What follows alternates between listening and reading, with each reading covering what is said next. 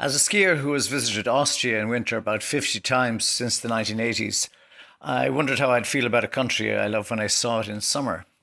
Well, two things struck me immediately: the profusion of flowers on all the balconies of the buildings, and the number of deciduous trees, beautiful green trees which I hadn't realised existed when snow and evergreen trees dominated the winter scene. Now, as I have what I thought was a pathological aversion to walking, I wondered how I would regard hill hiking, because I'd never done it before, but I enjoyed it immensely, especially as I was visiting terrain I knew as a skier in the Kitzbühler Alpen area. We did some e-biking, which also made it possible to get about, to experience the countryside in a wider area without cars. I know that for those so inclined, and I include myself, golf is becoming more prevalent in Austria, but our schedule was such that I couldn't play.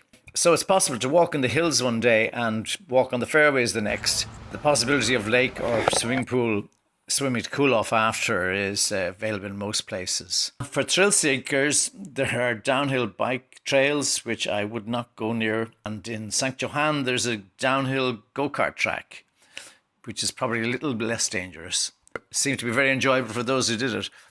They all wanted to do it again, this time to let the brakes off. As for our travel group, I think it was almost miraculous how well it integrated immediately.